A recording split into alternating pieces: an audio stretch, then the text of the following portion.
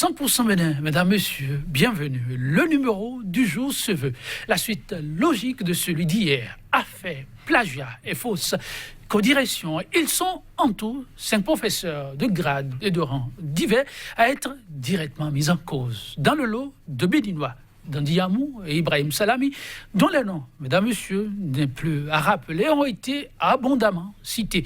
Désormais, sous sanction, leur avocat dénonce une cabale gratuite contre les personnes et appelle à ce que justice soit faite. Mieux, leur honneur devra être impérativement lavé, m'a-t-il. Il sera alors l'un des invités de ce numéro de votre émission Débat 100% Bénin.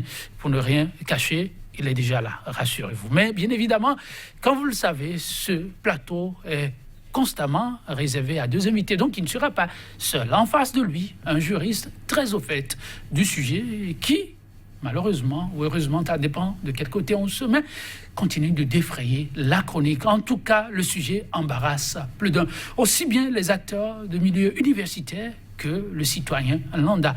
Thème pour le numéro du jour à soumettre à leur analyse, à l'analyse de nos invités, bien évidemment, a fait plagiat et fausse codirection, erreur d'appréciation ou le scandale de trop au niveau du CAMES. Déjà, sur ce plateau, Eric Emmanuel Sousa, il est avocat des mises en cause dans le dossier CAMES. Maître Eric Emmanuel Sousa, bonjour. Bonjour, Samuel Joël Nilton. Et merci de répondre à notre invitation. Mais c'est un plaisir et je vous remercie de m'avoir donné cette opportunité parce que c'est tout à fait fortuitement que je me suis retrouvé interbéninoise, où je me trouve pour des raisons purement personnelles et dans un cadre familial. Et hier, j'ai été surpris de voir que ce dossier CAMES continue de défrayer la chronique et de susciter autant d'intérêt au point de réunir sur votre plateau 2 éminentes personnalités du monde judiciaire et universitaire qui ont eu à faire la chronique de l'affaire dans leur angle de vue uniquement. Et il était heureux que je puisse aujourd'hui apporter un semblant de contradictoire à ce qui a été dit hier. Et c'est pour ça que je suis très heureux d'avoir saisi l'opportunité de me présenter pour expliquer ce qui doit être connu de l'opinion et pas uniquement d'un côté. Merci surtout pour la disponibilité, car comme vous l'avez souligné, c'était pas évident. Vous avez saisi la pêche, vous êtes là. Et à tous ceux-là qui voudraient bien être sur ces plateaux, nous n'aurons de cesse de le dire. Ce plateau est pour tous, sans distinction aucune, pour la manifestation de la vérité, mais mieux encore, pour le développement inclusif, appelé de tout vœu, pour cette Afrique qui en a tant besoin, qui a tant donné et qui doit cesser de rester à la traîne. En face de maître Eric Emmanuel Sousa, il est quotidien juriste, il est analyste politique. Il a aussi accepté de nous accompagner, très embêté par tout le tintamarre autour de ce dossier. Il est quotidien. Bonjour. Bonjour, monsieur Joël. Et je ne veux pas manquer à toutes les règles de la civilité en nous mettant de dire sur ce plateau que maître Eric Emmanuel Sousa fut mon professeur de technique de plaidoirie en capa avocat à Lomé. Et connaissant l'homme, sa rigueur et son éloquence, je suis surpris de l'avoir devant moi sur ce plateau. Et comme c'est pour traiter d'actualité à un égard, on va s'y mettre. Puis je le connais aussi personnellement et je l'admire beaucoup. C'est heureux, c'est aussi là le miracle des plateaux. Chers invités, vraiment, une fois encore, merci pour la disponibilité. Suspension des affectivités de CAMES, rétrogradation, ce sont, mesdames, messieurs, entre autres, sanctions infligées aux mises en cause dans l'affaire dite de plagiat et de fausse codirection. Les notifications des sanctions en question faites aux mises en cause, le débat, hélas, semble désormais s'inviter sur tout autre plan, le plan judiciaire. Et maître Sousa a accepté nous apporter son grain de sel. Cabale, dites-vous, maître Sousa, contre les mises en cause. Je suis tenté plutôt de commencer par là. Pourquoi ce mot? Écoutez, comment voulez-vous nommer autrement une procédure qui est menée à charge par des personnes convaincues de partialité flagrante parce que dans ce dossier, il faut quand même savoir que le CAMES est organisé d'une façon tout à fait réglée par ces textes. Et ces textes donnent un pouvoir, j'allais dire, suprême au secrétaire général, qui est à la fois l'organe d'instruction et organe de poursuite pour quelque fait que ce soit susceptible de constituer une atteinte à l'éthique et à la déontologie camésienne. Le secrétaire général a été saisi dans cette affaire par une personne qui n'est en aucun cas concernée par aucun des faits qui sont reprochés à mes clients. Par exemple, dans l'affaire dite de plagiat, la personne qui est victime du plagiat allégué n'a jamais porté plainte pendant 10 ans. Elle a pris sa retraite tranquillement de l'université d'Abomey-Calavi, est partie de cette université, a continué à exercer par ailleurs, mais en tant que retraité, mais parfois il en a le loisir, ses lumières académiques, là où il est requis. Et c'est quelqu'un d'autre qui s'est institué lui-même préfet des moralités camésiennes, qui dépose plainte au CAMES pour plagiat de quelqu'un qui est parti depuis 10 ans. Alors, d'abord en matière de plagiat, quand il y a plagiat, on doit, dans un certain délai, faire le procès de plagiat. Ce procès n'a jamais eu lieu. 10 ans après, on vient dire qu'il y a plagiat. Mais alors, on se demande plagiat de quoi? On nous répond plagiat d'un cours de droit administratif. Alors, je ne sais pas si vous êtes familier de cette matière, mais le droit administratif est un droit où, apparemment, enfin, j'ai énormément de respect et d'admiration pour le génie créatif béninois, mais je ne sache pas qu'en droit administratif, il y ait des créations sui generis qui appartiennent à la culture juridique béninoise. C'est toujours de quelque part qu'un professeur béninois de droit administratif a connu de sa matière et la professe ex cathedra à l'université. Alors, un professeur d'université a tenu cher pendant un certain nombre d'années, est parti, et on vient dire que son successeur, qui se trouve être mon client, aurait plagié le cours qu'il a donné pendant 10 ans.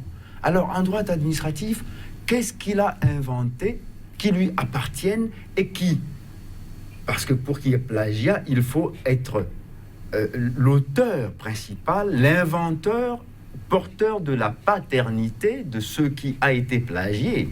Qu'est-ce qui lui appartient en droit administratif où, à chaque fois, ce sont des principes associés à des jurisprudences?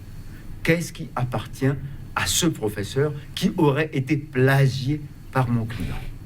La question a mérité d'être posée et nous l'avons posée lorsque le dossier a été ouvert. Et quelle a été la réponse à vous apporter? Alors c'est là le problème.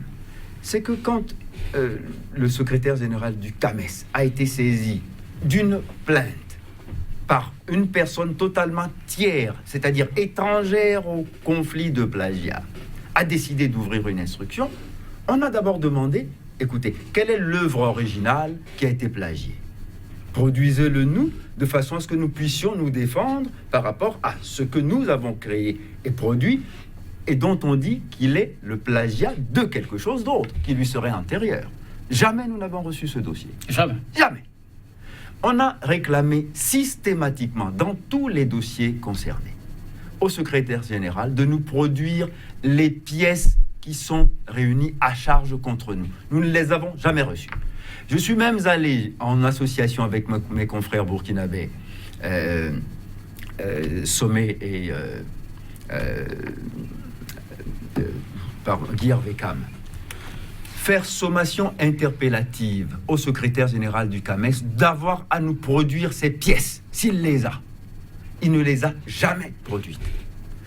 La veille de l'audience de la session de la commission d'éthique et de déontologie, le 15 avril, nous avons encore envoyé une demande officielle au secrétaire général du CAMES, parce que en matière procédurale au CAMES, il y a une organisation qui est soucieuse des droits de la défense, de la personne qui est accusée.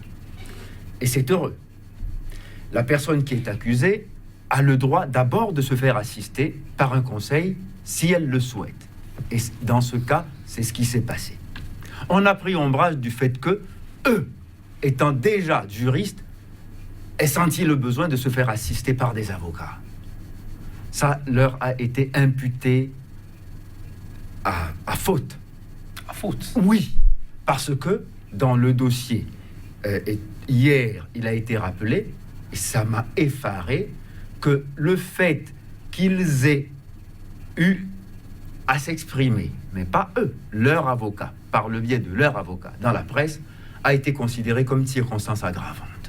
C'est-à-dire qu'il se passe quelque chose dans le huis clos judiciaire ou judiciarisé du CAMES, et il est interdit aux avocats concernés par cette procédure de s'exprimer. Et en fin de compte, parce que votre avocat s'est exprimé et a dénoncé ce que j'appelle une cabale innommable contre vous, vous serez puni parce que votre avocat en a parlé. C'est ce qui s'est passé. Et quand on dit, en l'écrivant, que le fait d'avoir organisé une campagne de presse contre le CAMES est une circonstance aggravante, comment vous appelez cela? Maître, est-ce vrai que vous avez organisé une campagne de dénigrement contre le CAMES? Alors, voilà de quoi il s'agit. Campagne de dénigrement, parlons-en.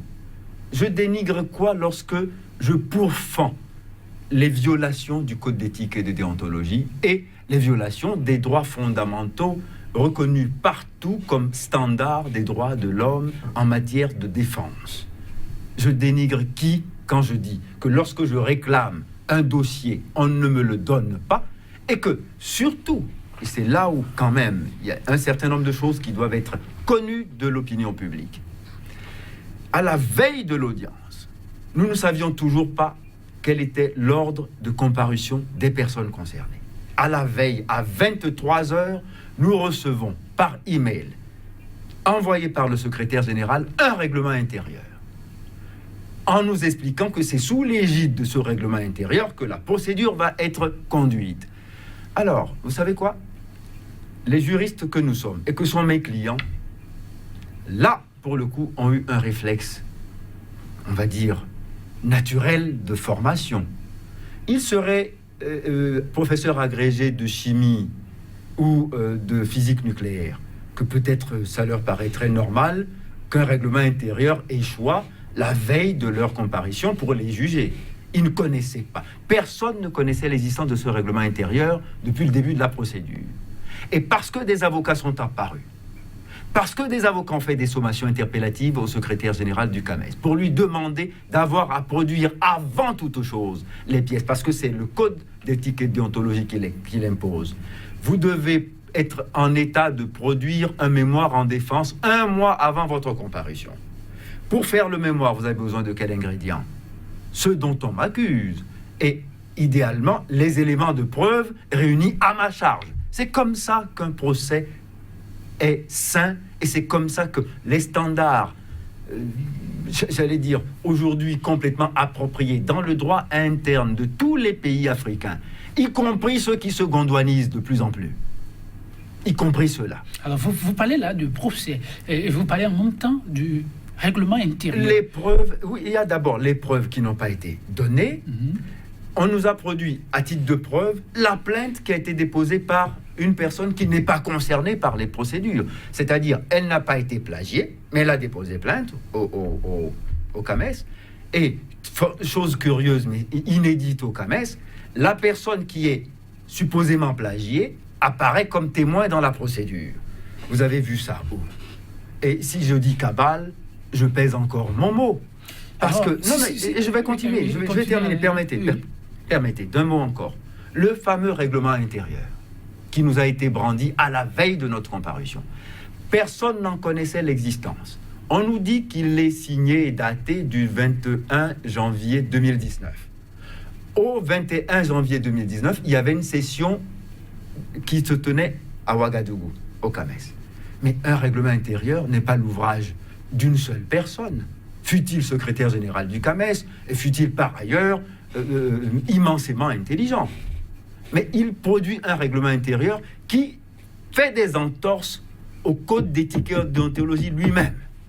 Alors, les juristes que sont mes clients ont dit non, nous n'allons pas aller comme un troupeau de gnous, nous faire complètement dépecer par une troupe de lions qui nous attend pour nous faire la peau. Voilà pourquoi ils ont dit, en allant d'abord comparaître avec leur avocat, en expliquant pourquoi il était essentiel que le droit soit respecté et que leur droit, en tant que personne mise en cause, soit respecté, le code d'éthique et de déontologie soit respecté scrupuleusement. On leur a dit, vous avez fait ça, c'est un affront fait à la commission et c'est la raison pour laquelle vous serez sanctionné le plus lourdement. Et c'est ce qui s'est passé. Vous appelez ça comment? Autrement que par cabale, si je dois faire le choix des mots les plus appropriés et en étant sobre. L'intersobre. Avant de revenir sur certaines questions qui sont revenues quand même de façon insistante, vous avez évoqué quelques-unes. Je vais donner d'abord la parole à votre vis-à-vis. Vous avez suivi Maître Eric Emmanuel, votre professeur, avocat des mises en cause. Ce dossier aussi, vous l'avez suivi, pas en tant que concerné, mais en tant que personne intervenant aussi en milieu universitaire et d'une manière ou d'une autre concerné par une affaire qui n'honore aucunement les enseignants du niveau supérieur. Comme je vous l'ai dit tantôt, et Maître Eric Sousa est le nec plus ultra des avocats togolais. Oh. Ici met très bien et il défend bec et ongle ses clients. Mais néanmoins, je m'en vais dire ceci. Les mots et les idées appartiennent à leurs auteurs.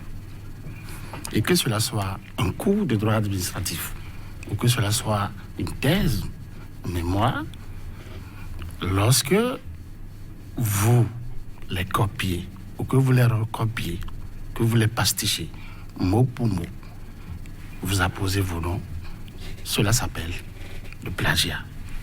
Et même si c'est un cours de droit administratif et ou qui repose fondamentalement sur les principes généraux du droit et notamment la jurisprudence, comme vous le dites, et donc le titulaire de ce cours n'a pas grand-chose à inventer, il y a quand même l'art d'enchaîner les idées. Puisque je me souviens qu'au cours de notre formation de CAPA avocat, nous avions demandé au professeur Oulou de nous donner son cours d'intro au droit. Il nous a dit non, parce que ce cours-là, je vais le retrouver ailleurs, intact, mais avec le nom de certains de mes élèves avocats ici, qui sont des enseignants de droit dans les universités.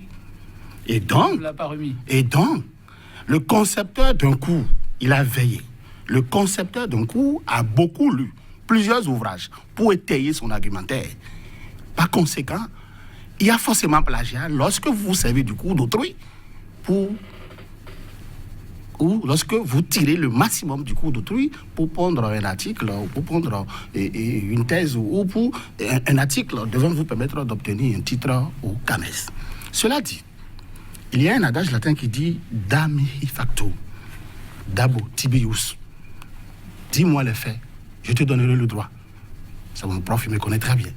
Les faits ici, c'est quoi? On reproche à vos clients et donc à des personnalités, à des professeurs de rang magistral, des personnes dont les relations tiennent lieu de casier judiciaire. Donc ce n'est pas n'importe qui. On leur reproche d'avoir plagié.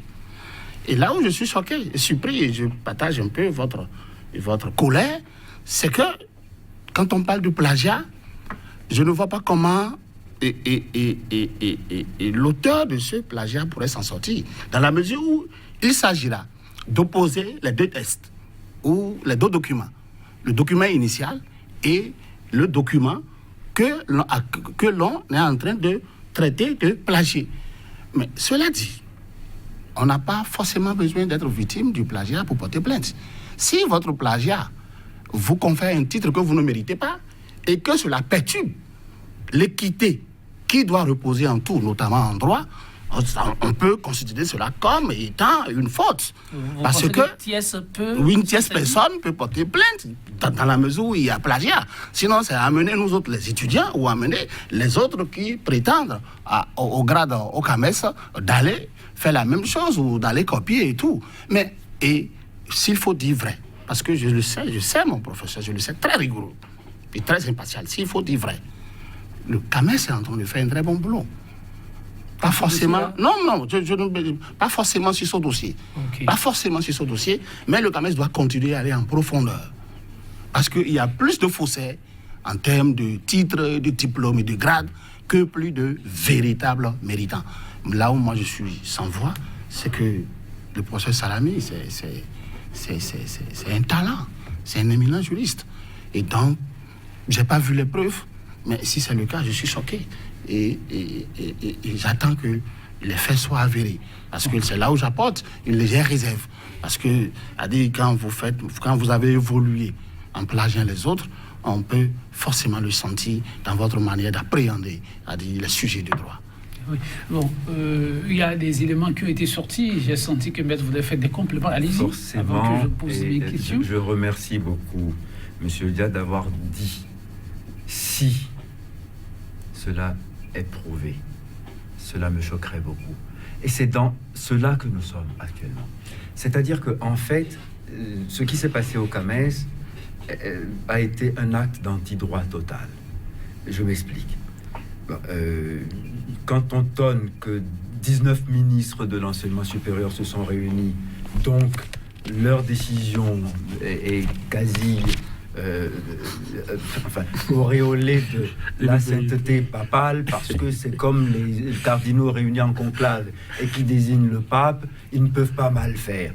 Mais il faut quand même dire une chose, sans faire offense à aucun d'entre eux, parce que certains d'entre eux se trouvent être des amis pour qui je n'ai qu'estime et respect. Ils ne sont pas tous juristes. Ce sont des politiques. C'est la première chose. La deuxième chose, quand on nous dit qu'il y a un comité d'experts qui s'est réuni, le code d'éthique et de déontologie dit que avant que une personne soit renvoyée en Conseil des ministres, un dossier soit renvoyé en Conseil des ministres, on informe la personne concernée que son dossier va être envoyé en Conseil des ministres pour lui donner le droit, s'il le souhaite, de demander à être entendu. Mes clients ont demandé à être entendus par le Conseil des ministres et n'ont pas été entendus par le Conseil des ministres. Ils l'ont demandé officiellement et sous ma plume. J'assume ce que j'ai fait. Ils n'ont pas été entendus. On a écrit individuellement à chacun des 19 ministres pour demander à être auditionnés par le Conseil des ministres. Est-ce que tout ça, oui, c'est bien avant l'assise du comité qui devrait écouter vos clients? Non, ça s'est passé après la commission d'éthique et de déontologie d'avril, des 16, 17 et 18 avril 2019. C'est après cela. On vous a dit hier que nous étions venus, enfin mes clients sont venus, on refusait. Non, attendez, oui, je vais là-dessus, okay, je vais préciser les choses. Ils sont venus, on leur a payé des billets d'avion et réservé des chambres d'hôtel, ils sont venus faire bombance à Ouaga et sont repartis comme des princes repus. C'est complètement faux, parce que quand ils y sont allés justement, ils y sont allés en prévenant le comité, enfin la commission, oui, qui serait accompagnée de leurs conseils, c'est-à-dire Guy Bécam, moi-même et notre confrère Séraphin Sommet. Nous n'avons même pas eu, ça c'est une politesse qui est ordinairement observée, nous n'avons même pas eu la politesse qu'on nous accuse réception d'avoir pris acte de notre constitution auprès de nos clients. Quand nous sommes rentrés dans la salle, je m'en souviens encore, alors que nous avons récusé le secrétaire général pour partialité avérée. Je vais vous expliquer. Une des personnes qui a déposé plainte est en même temps protagoniste avec nous dans un procès ici à Cotonou. Et cette personne cite dans le procès pénal à Cotonou comme témoin le secrétaire général du CAMES. Vous avez vu ça où? C'est le procès, ce témoin à charge contre nous, qui est en même temps celui qui nous poursuit au CAMES, sur plainte de celui dont il est témoin à Cotonou. J'espère que vous suivez. Très bien. Bon, alors, est-ce que dans ce cas-là, cette personne est qualifiée pour être bon juge? Non. Sur le plan de droit, ça saute à l'œil. D'accord, En même temps, donc nous l'avons récusé. Je ne vous arrête pas. Sur le plan de droit, C'est normal de récuser. Mais il paraît qu'il y a des tests qui régissent aussi le CAMES. Mais bien entendu. Et sur cette base, l'avocat n'est pas attendu dans ce cas. Eh bien, bien entendu. Écoutez, je vous renvoie directement à l'article du Code d'éthique et déontologie. J'ai pris le soin de l'apporter avec moi. L'article 30. Toute personne qui fait l'objet d'une enquête en vue de l'application de sanctions prévues par le présent code est informée de la procédure ouverte à son encontre. Nous l'avons été. Okay. Elle peut prendre connaissance des pièces de son dossier. Nous ne l'avons pas fait. Nous n'avons pas eu cet honneur. Vous n'avez pas eu les pièces? Nous n'avons pas eu... Attendez, Maître, je note, hein? Non, elle est, à cette occasion, informée de son droit de se faire assister d'un conseil de son choix et de fournir, dans le délai qui ne saurait être inférieur à 1 mois, ses explications ainsi que les éléments nécessaires pour sa défense en produisant un mémoire en défense. Voilà ce qui s'est passé. Ils ont pris conseil, c'est-à-dire votre serviteur associé à 2 autres. Nous sommes venus accompagnant nos clients. Il nous a répondu « Qui vous êtes ?» Nous étions en robe. Nous avons écrit d'abord que nous nous constituons. On nous demande qui nous sommes. Nous répondons naturellement que nous sommes les conseils des personnes citées ici à comparaître. Et on nous dit, le règlement intérieur, tout neuf, créé sui generis par le secrétaire général, qui nous a été notifié la veille, nous interdit de nous exprimer devant la commission d'éthique et de déontologie. Et que notre seul droit reconnu en tant que conseil, alors que le code d'éthique et de déontologie consacre ce droit, c'est de nous entretenir uniquement avec notre client. Vous avez vu ça où?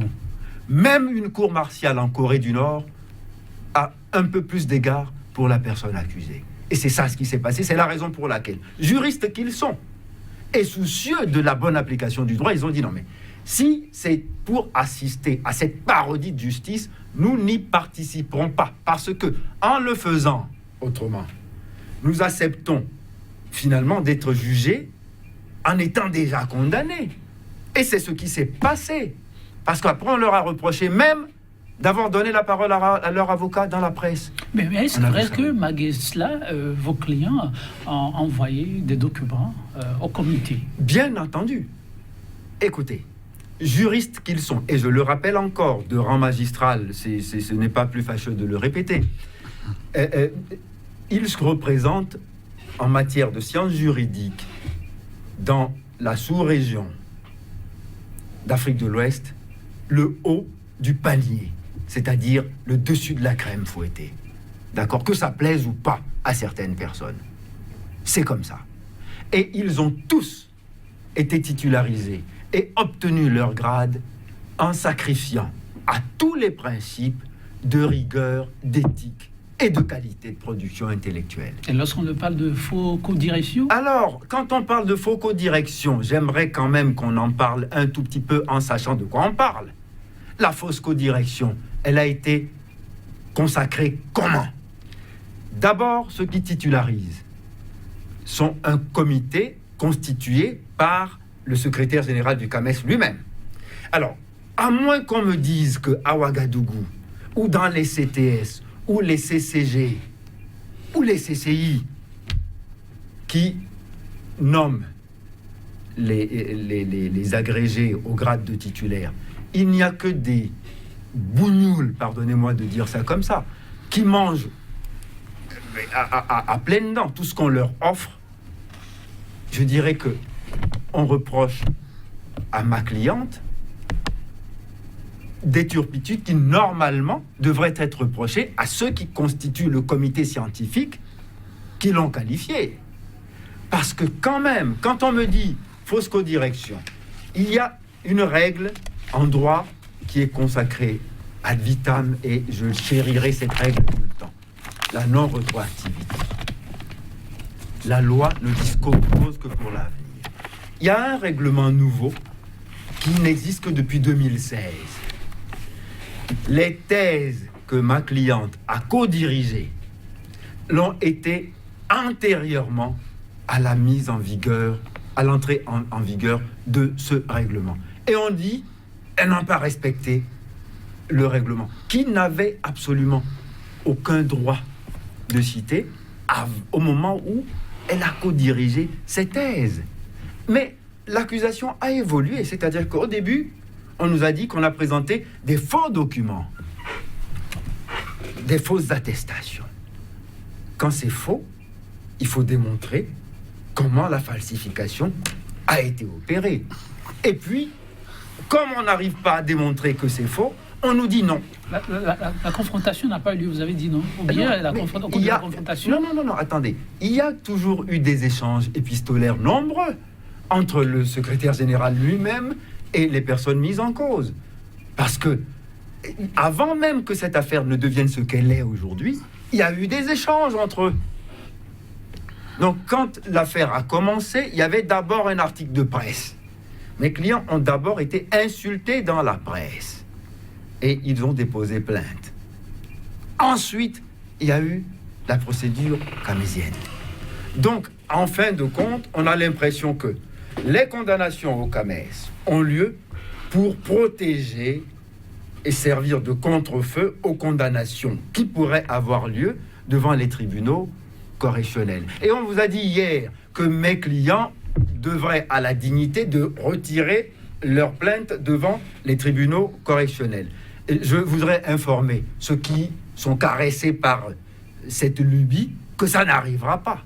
On va aller jusqu'au bout dans les procédures pénales parce que les deux ne sont pas liés du tout. Et ce n'est pas parce que, sous une forme gondouanesque, on a condamné à la hache des gens qu'on n'a même pas entendus. On va dire alléluia, le miel aux lèvres, nous avons gagné parce qu'on les a condamnés. Ça ne se passera pas. Il est quotidien. Non, vous savez, dans le monde trouble de la manipulation des hommes, où les loyautés peuvent basculer du jour au lendemain, où un ami peut se transformer en ennemi avant midi, moi je ne fais confiance en personne. Sauf que, quand vous l'écoutez bien, il y a mal donne. Le règlement intérieur contredit le code d'éthique et de déontologie. Absolument. Et là où le bas blesse, c'est que les mises en cause ne sont même pas au courant de ce règlement intérieur. Et moi, je vous ai dit ici, je suis humble devant les faits et j'apprécie les faits. Je ne prends pas parti, encore que ce sont mes professeurs et mes aînés. Lorsque vous avez de ces gens d'éléments, puisque j'ai suivi l'élément et où le professeur Victor... Non, on n'appelle pas de nom sur ce plateau. Vous avez suivi des éléments. J'ai suivi des éléments où le professeur avait dit qu'ils ont refusé de se faire écouter. Je me suis déjà dit que le refus est une preuve de condamnation. Mais quand je constate que le refus est lié au fait que le règlement intérieur dit autre chose que ce que dit le code d'éthique et de déontologie, cela pose fondamentalement un problème. Sinon que, quand vous prenez le code d'éthique et de déontologie tel qu'ils l'ont expliqué ici sur ce même plateau, il serait difficile de concevoir que tous les acteurs ou tous les membres de cette commission d'éthique et de déontologie en veulent tous à ces mises en cause. Et que forcément, il y a eu faute. Ou forcément, il y a eu mal donne. Mais de réaliser, aujourd'hui... La question demeure, n'empêche, la question demeure. Comment se fait-il que tous les membres, à la fois... La question demeure et elle est centrale. Okay. Je vais vous expliquer pourquoi. Écoutez, le secrétaire général du CAMES, je vous l'ai dit tout à l'heure, il est à la fois celui qui juge de l'opportunité de la poursuite et celui qui organise la poursuite et l'enquête. D'accord ? Et ça veut dire que vous mettez en cause la partialité du secrétaire général. Mais je ne mets pas en cause sa partialité, je l'ai récusé. Ça va plus loin que ça. Je suis plus précis. Je ne mets pas en cause pour des raisons sentimentales. Je dis, celui-là ne peut pas être mon juge. Je le dis officiellement, je le dis encore ici, et je le dirai jusqu'à la consommation des temps. Il ne peut pas, il n'est pas qualifié pour connaître dans cette affaire-là de quoi que ce soit. Mais qu'est-ce qui s'est passé ? On nous a fait une pirouette. Comme il est normalement statutairement le président de la commission d'éthique et de déontologie, et que nous lui avons dit, en lui notifiant par écrit qu'on l'a récusé, on nous dit, bon d'accord, il va se déporter, mais en étant membre de la commission. C'est-à-dire... C'est bien possible, non ? Non, ce n'est pas possible. Quand vous êtes récusé, vous êtes récusé. La décence voudrait que vous vous déportiez complètement. Mais là, ce qui se passe, c'est quoi? C'est que c'est lui qui a le dossier, c'est lui qui a reçu les plaintes, c'est lui qui a décidé de poursuivre. Donc, il a un pouvoir d'influence important sur les autres membres, et le président improvisé, intérimaire qu'on a désigné ce jour-là, pour qui j'ai aussi beaucoup d'estime et de respect, ne me semble pas avoir eu connaissance du fond de quoi que ce soit. Et le rapporteur, parce que d'abord, avant de comparaître, avant d'ouvrir la session, il doit désigner un rapporteur qui dépose un rapport. Quel est le contenu de ce rapport et qui est le rapporteur? Nous ne l'avons jamais connu. Et on voudrait que des juristes émérites acceptent des actes de non-droit aussi ignominieux. Alors, vous pensez que tous ces ministres, 19, vous l'avez souligné tout à l'heure, ont été floués dans ce dossier? Ils n'ont pas été que floués. Ils ont été manipulés. Je m'explique. Des ministres? Ah, mais un ministre, pardon, quand même. Attendez, le commis de l'État, oui, c'est mais... un commis. C'est un commis, mais il n'est pas moins homme. Attendez, bon, je sais. C'est sûr, mais tout autour, vous savez que c'est aussi un collège d'hommes à divers niveaux de responsabilité. Lorsque le secrétaire général du CAMES met son poste en jeu, en faisant du chantage, en disant qu'il quitterait ses fonctions, si on ne voulait pas instruire ce dossier... Vous voulez dire qu'il l'a fait ou bien vous imaginez? Mais non, je ne l'imagine pas, il l'a fait. Écoutez, c'est simple. Ce sont eux qui ont commencé à faire sortir toutes sortes de choses dans cette affaire. Retenez, et je vous mets au défi de trouver une virgule proférée par aucun des clients que je défends. En tout cas, les clients jusqu'à présent n'ont pas parlé. Ils n'ont parlé jamais, ni de quelque façon que ce soit, par écrit ou par oral, à qui que ce soit dans ce dossier. Même si on les punit parce que leur avocat a eu l'outrecuidance d'aller mettre sur la place publique les turpitudes du secrétaire général du CAMES et de l'institution elle-même, dont je trouve... Le CAMES est une institution qui mérite qu'on encourage son enracinement qualitatif. Mais il faut éviter que le CAMES ne soit servi par des gens qui, à certains moments, jouent un agenda personnel. Et ici, il y a beaucoup de choses qui se passent. Parce que hier, j'ai entendu des choses qui m'ont choqué. Vous parlez des ministres. Parce que c'est important. La décision centrale est venue. Les sanctions sont venues. Mais les ministres ont-ils vu le dossier? Est-ce qu'ils l'ont lu?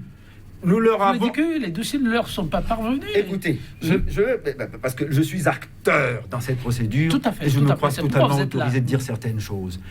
Le règlement intérieur dont nous parlons et que nous avons dénoncé devant la commission d'éthique et de déontologie. Ce règlement intérieur est un faux. Je le dis avec la plus grande autorité juridique dont je suis capable. Ce règlement intérieur est faux, pourquoi? Parce qu'il y avait un projet de règlement intérieur qui était soumis l'année dernière, c'est en 2018, qui n'a pas été adopté. Et c'est le Conseil des ministres qui adopte le règlement intérieur. Il n'a pas été adopté. Le secrétaire général a commis tout seul un règlement intérieur à sa convenance pour servir les causes de la condamnation voulue de mes clients. Et c'est pour ça que ce règlement intérieur a été fait.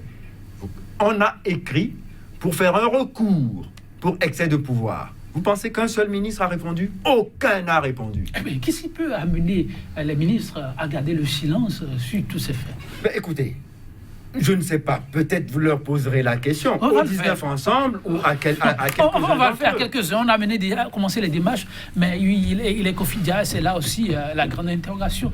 Des sanctions pour des faits comme ceux-là émanent du Conseil des ministres. Et le Conseil des ministres s'est prononcé sur le cas d'espèce. Assez d'interrogations. 19 ministres. Comment peuvent-ils ensemble se tromper? Il y a un vieil axiome latin qui dit equitas lucet percé. L'équité brille d'elle-même. Et l'équité, comme je le dis souvent, est attendue en toutes choses. Et même si je veux croire un peu à tout ce que dit mon professeur de technique de plaidoirie. Vous savez, il a l'art de convaincre. Et je ne suis pas assez naïf pour gober tout ce qu'il dit. Il doit avoir forcément quelque chose. Puisque supporter que 19 personnes qui aillent tous dans le même sens, cela cache forcément quelque chose. Même si ici ont peut-être mal organisé, et il y a quand même une attestation qui est fausse. Par rapport au cas d'Andy, on a dit l'attestation est fausse. Et on a dit, j'ai entendu, on vous a dit, on va vous envoyer copie par WhatsApp. Vous l'avez eu? L'avez-vous eu? Oui, non, c'est des éléments, non, c'est des éléments, c'est des détails qui comptent dans ce que, est-ce que les têtes fortes du CAMES ont fait preuve d'équité, d'honnêteté, d'impartialité. On en a vraiment besoin, parce que nous venons.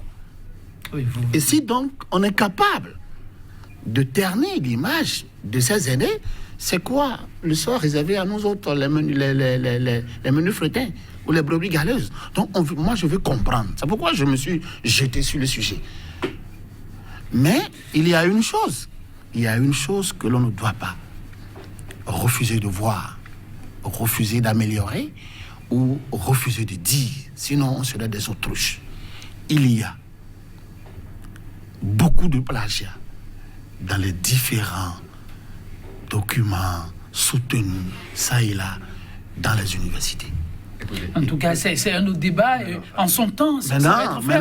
Mais pour ce qui se joue aujourd'hui, oui. Pour ce qui... Attendez, non, maître, je ne vous ai pas coupé. On est à quelques minutes de la fin. Oui. Vous allez faire un peu plus rapide et pour qu'on puisse s'entendre sur l'essentiel. Oui, allez-y très rapidement. Pour ce qui se joue aujourd'hui, vous voyez, quand vous avez le doctorat, le dernier diplôme universitaire, c'est le doctorat. Maître assistant, maître de conférence, professeur agrégé, professeur titulaire. Et c'est comme si on vous invite à la table des grands. Ça prend une allure, une vue de cooptation. Et il y a des mentors et il y a des protégés. Il y a forcément deux camps. Il semble qu'aujourd'hui, il y a un camp qui veut dicter sa loi à l'autre camp. Même, vous avez vu pourquoi, ici, dans certaines universités, on a même mis fin aux élections des doyens et vice-doyens de faculté de droit. C'est pour régler un peu ce problème, même si l'élection tue la compétition. Et donc, au sommet, et il ne le dit pas, au sommet, il y a forcément... Il y a un nettoyage à faire. Oui, il y a un nettoyage à faire, parce qu'il y a des gens qui sont contre des gens, et comme les gens sont contre les gens, on va chercher les poux pour pouvoir attaquer ou pour pouvoir nuire. En tout cas, c'est pourquoi moi je pose le problème de l'équité sur ce dossier, un de ces jours. C'est la grosse interrogation, mesdames, messieurs. L'essentiel, c'est de parvenir à redorer le blason de nos milieux universitaires, car c'est de là que saute la mémoire grise pour relancer le développement tant souhaité pour nos États et donc pour l'Afrique. Maître, par rapport aux problèmes qui se posent aujourd'hui, quel reste votre plus grand vœu? Et à quoi pourrait-on s'attendre dans les tout prochains jours pour tourner cette page? Écoutez, nous venons de recevoir les notifications, des sanctions. Nous allons aviser des démarches à suivre, mais dans tous les cas, qu'on se le tienne pour dit, nous n'allons pas accepter que de façon aussi triviale et frivole, l'honneur des gens soit bafoué à ce point par des gens qui règlent des comptes personnels. Parce que c'est un règlement de compte personnel. Quand vous savez qu'on dépose plainte contre quelqu'un dont on était le compagnon, et que, entre autres, ceux qui se font ça entre eux étaient forcément amis avant. Ils étaient tous dans les mêmes comités. Vous savez, quand on dit qu'ils sont membres de réseau, vous savez, quand on a essuyé les mêmes bancs d'école, on se garde une amitié, il faut le souhaiter, la plus durable possible. Alors, ça vous fait appartenir à des réseaux, d'avoir des amis qui sont de même culture que vous, de même culture universitaire. Ça aussi, c'est un des aspects de ce dossier qu'il faudra questionner. Mais nous n'allons pas nous accepter, en tout cas, parce que 19 ministres se sont réunis et ont décidé à l'unanimité que le secrétaire général du COMES avait raison, nous n'allons pas rester les bras croisés. Merci, maître, on vous a compris, oui. Il est Kofidia pour conclure. Non, pour conclure, il faut reconnaître que le CAMES demeure une institution et en tant que tel, doit jouer son rôle de façon impartiale. Merci à vous, on vous a aussi compris, maître. Merci d'avoir été des nôtres. Merci pour toutes ces contributions. Je vous en prie, chaque fois que besoin est, n'hésitez pas à passer par ici. Hier, ça a été mon coup de fil. Demain, que ce soit le vôtre, et ce sera que joie. Mesdames, messieurs, chaque fois que besoin est, n'hésitez pas. C'est juste notre grain de sel au défi de développement qui s'impose impérativement au continent. 100% Bénin pour le numéro du jour. On va devoir s'en arrêter là. Ça va être sur cette citation, cette autre de l'homme que nous avons présenté hier, Nicolas Boileau, cette belle plume française, je le cite, qui vit content de rien, possède toutes choses, la joie en toute occasion. Sachez juste tirer le bon côté des choses. Demain, c'est un autre jour, ce sera avec le même entrain que nous allons vous retrouver. À très bientôt.